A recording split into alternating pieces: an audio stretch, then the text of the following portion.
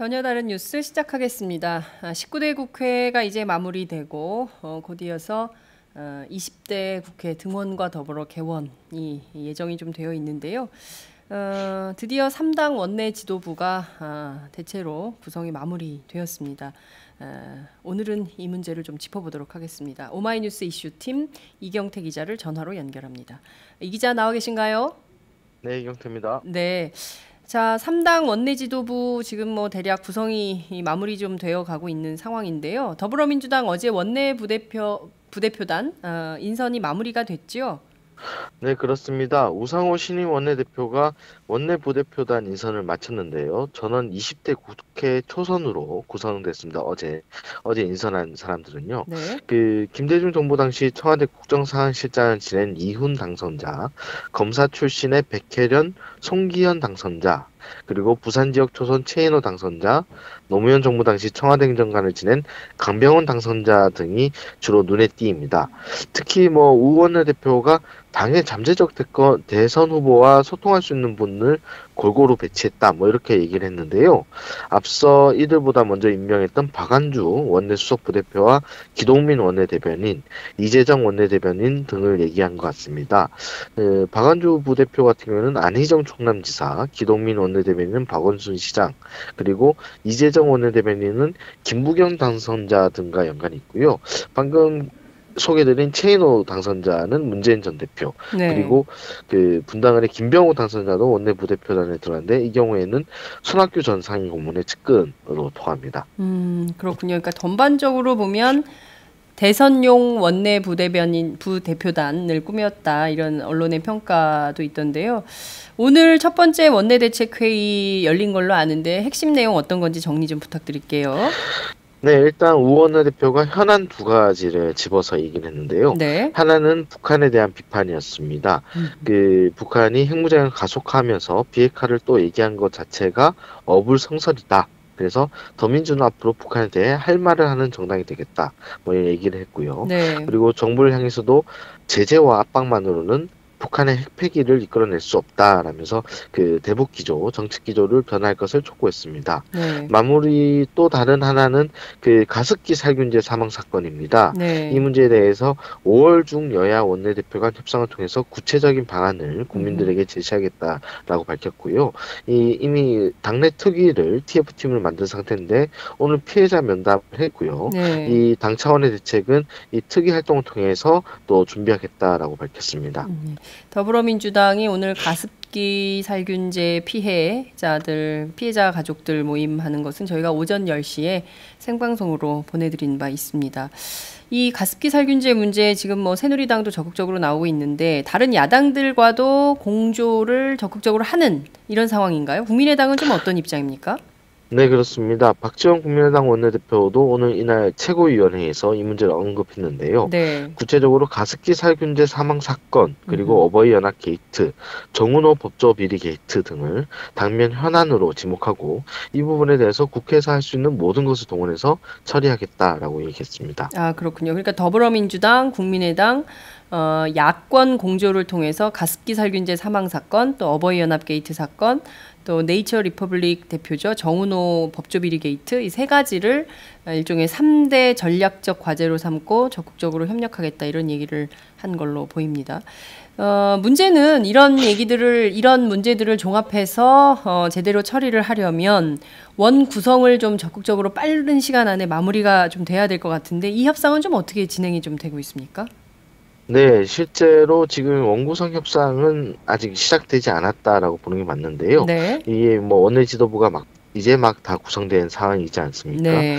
그래서 이 같은 약속들을 빨리 실현하려면 지금 네. 19대 국회가 열려 있는 기간 동안이라도 좀 진행을 해야 되는데 문제는 낙선자들이 좀 많습니다. 그래서 정상적인 활동을 할 수 있는 상임위가 좀 적다 이렇게 보입니다. 그래서 결국에는 20대 국회에서야 본격적으로 좀 논의가 진행될 것 같습니다. 일단 보면은 박지원 원내대표는 5월 중부터 원구성 협상을 마무리해서 6월 6월 초부터 일하는 국회, 경제 위기를 타파하는 국회가 되도록 하자라고 얘기를 했고요. 네. 우상호 원내대표 같은 경우에도 이미 뭐 당선자 소감에서 곧바로 협상해서 네. 바로 이제 원구성을 하자라는 원칙론을 밝힌 바 있습니다. 그렇군요. 지금 중요한 것은 뭐 상임위원장 뭐 협상 관련해서 뭐 이러저러한 잡음들이 좀 나오고 있는 것 같은데요. 예컨대 뭐 경제부처는 하나 있어야 되고 법사위는 꼭 해야 되고 뭐 더불어민주당의 전략이 우상호 원내대표를 통해서 흘러나오고 있는데 박지원 원내대표의 경우에는 좀 어떤 입장을 피력하고 있습니까?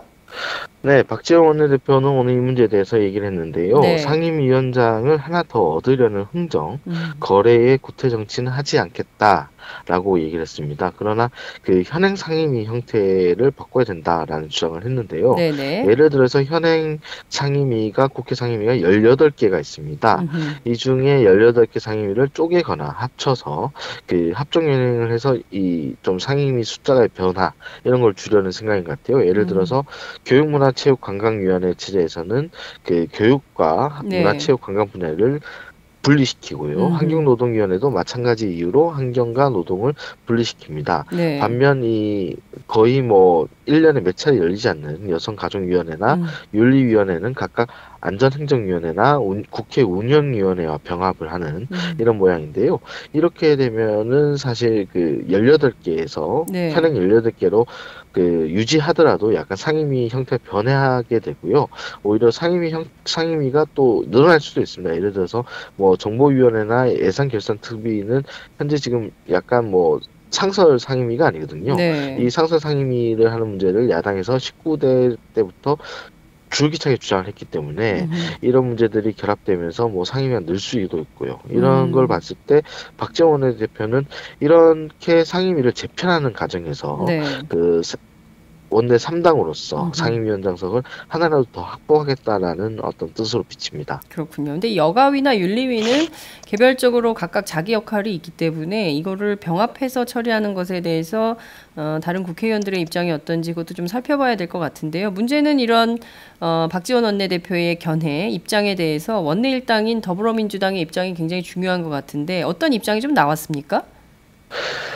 더민주 역시 상임위 분할론에 대해서 굉장히 동일한 생각을 갖고 있어요. 특히나 이 교문위 같은 경우에는 네. 그동안 그 교육 문제가 굉장히 뜨거운 현안이었습니다. 그렇습니다. 그래서 이 문제를 다루다 보니까 문화체육관광 분야에서는 뭐 일이 진행되지 않는 상황이 벌어졌거든요. 네. 그래서 이런 것들을 좀 잘라서 네. 일을 할 수 있는 국회 상임위 체제를 만들어야 된다라는데 의견을 같이 하고 있어요. 그래서 이 뭐 교문위 문제나 뭐 이런 것뿐만 아니라 상임위 정보위나 애결위 같은 것도 비슷한 생각이고요.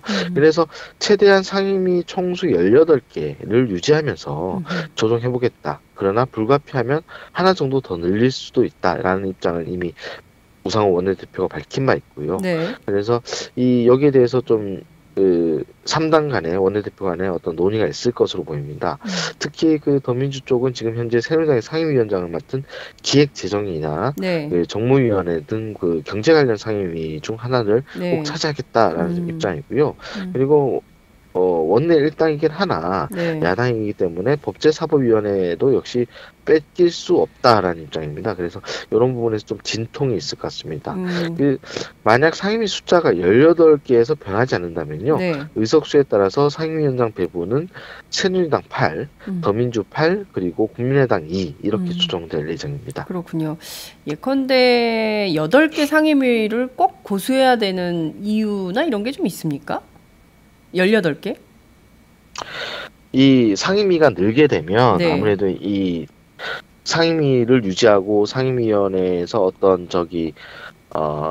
회의를 하게 되면 네. 수당 같은 게 더 나가죠. 그래서 이게 국민 부담이라는 설명이 되는 건데, 네. 그러니까 기억하실 겁니다. 그 국회의원 정수 300명에서 네네. 더 늘려야 되느냐 이런 네네. 논란하고 맞닿았습니다. 예. 그렇군요. 근데 사실 문방위나 교육이나 구분해서 볼 필요는 있을 것 같아요. 왜냐하면 이제 언론 문제도 문방위 안에 포함이 됐었는데 18대 때는요. 근데 이번에는 교육위에 묻혀가지고 의제나 쟁점이 잘 형성되지 않는 측면이 있어서 전문성을 강화하는 차원에서도 이렇게 뭐 상임위에 배분되는 금액을 줄인다 하더라도 활동비나 이런 거 말이죠.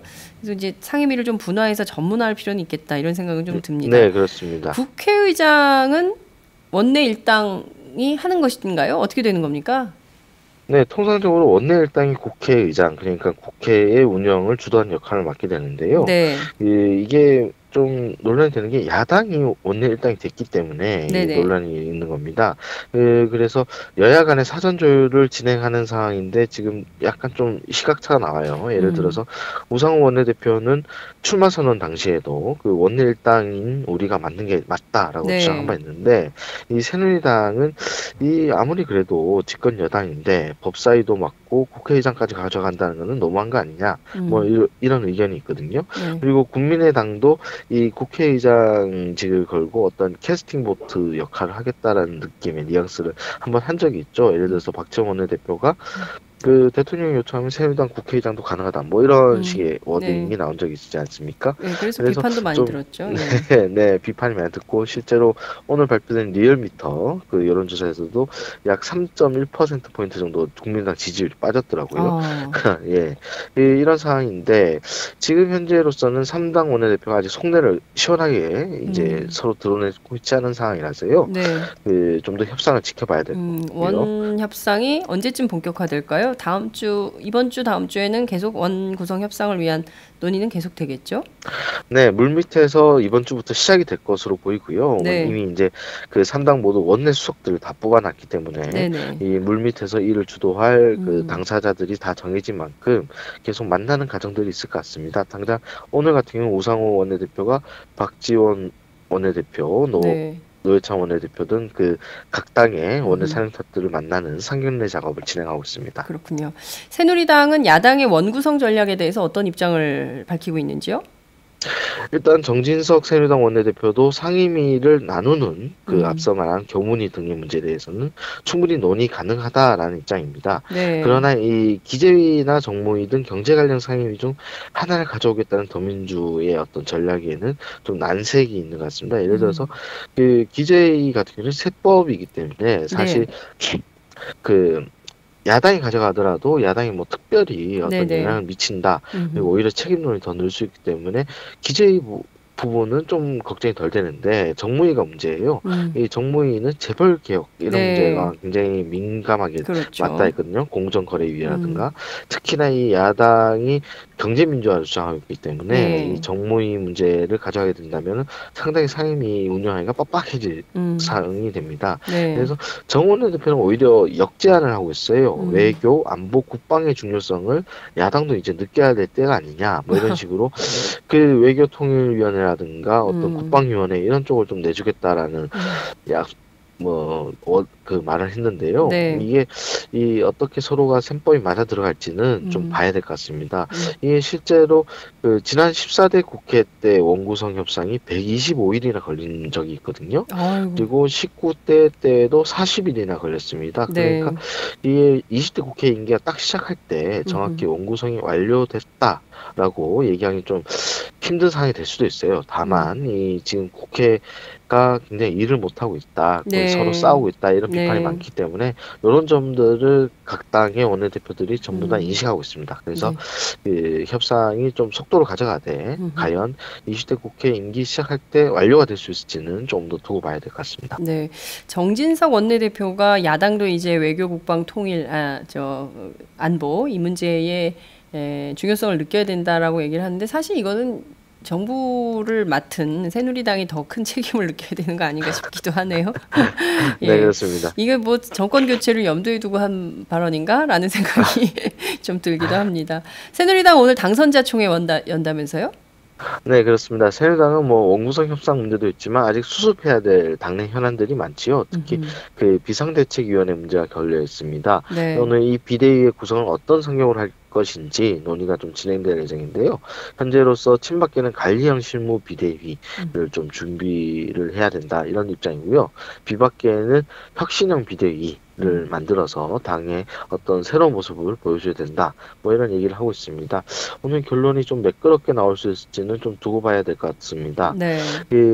또 하나 좀 가능성이 이거 비대위 문제보다는 좀 낮긴 한데요. 네. 유승민, 윤상현 등 탈당파 복당 문제가 좀 거론될 수도 있습니다. 이 원구성 협상 앞두고 지금 원내일당 지위를 회복할지 말지 여부를 결정지을 수 있거든요. 네. 예를 들어서 뭐 단 한 명만이라도 들어온다면 다시 그 더민주와 동일한 음흠. 의석수를 확보할 수 있기 때문에 이 문제를 누군가는 좀 거론할 수도 있겠다 이렇게 보이는데, 일단 이 복당을 이 시점에 허용하게 된다면 네. 이 원내일당을 노리는 어떤 너무 속보이는 결정이다, 음흠. 뭐 이런 비판이 뭐 너무 빤히 보여서요. 이 네. 문제는 좀 어떻게 논의가 진행될지 좀 주목됩니다. 음. 그리고 좀 특이한 점은 오늘 총회에서 그 노무현 정부 당시 청와대 정책실장을 지낸 음. 김병준 국민대 교수가 특강을 할 예정이에요. 네. 그래서 20대 국회 새누리에 바란다라는 주제로 특강을 하는데, 네. 어떤 이야기들이 나올지 또 음. 그것도 한번 지켜보겠습니다. 네, 재밌는 특강이 될 수 있겠다 싶습니다. 그 유승민, 윤상현 복당 문제와 관련해서는 박근혜 대통령이 이미 가이드라인을 제시한 바 있기 때문에 유승민 전 원내대표 본인 스스로도 뭐 복당 문제가 쉽지는 않아 보인다, 좀 기다려야 될 것 같다 이런 얘기를 한 바 있는데요. 관련해서 오늘 새누리당 당선자 총회에서 어떤 결정이 나올지 지켜보도록 하겠습니다. 오늘 말씀 잘 들었습니다. 네, 감사합니다. 네, 지금까지 오마이뉴스 이경태 기자와 함께했습니다.